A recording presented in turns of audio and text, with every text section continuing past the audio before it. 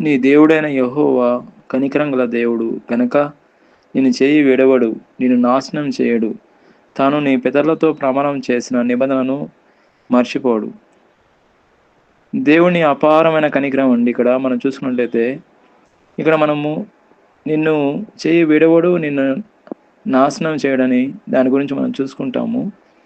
దేవుడెంతో అపారమైన కనికరం గల దేవుడండి. విశ్వాసత చూపించే దేవుడు.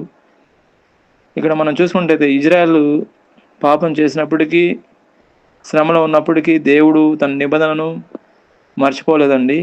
మనం కూడా ఆత్మీయమైన ఇజ్రాయేలును మనం పాపం చేసినప్పటికీ మన పట్ల ఆయన ఎంతో కృప చూపిస్తూ ఉన్నాడండి.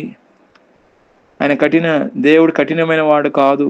కనికరం గల కనికరం చూపించే దేవుడు మన పట్ల. పూర్వీకులకు ఇచ్చిన వాగ్దానాన్ని దేవుడు నిలబెట్టుకున్నాడు, విడిచిపెట్టలేదు మనల్ని.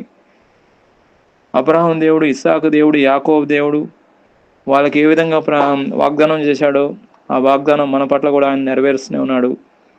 మనుషులైతే మర్చిపోతారు కానీ దేవుడు మాత్రం అట్లా కాదండి. ఆయన మర్చిపోయే దేవుడు కాదు. ఆయన వాగ్దానం నుంచి నెరవేర్చే దేవుడు. దేవుడు బిడ్డలను మర్చిపోయే దేవుడు కాదు అని ఆయన నిబంధనను మర్చిపోడు. కష్ట సమయంలో, శ్రమల్లో మనం ఉన్నప్పటికీ దేవుడు పూర్తిగా నశింప చేయడు కానీ మనల్ని కాపాడుతూనే ఉంటాడు ప్రతిదినము.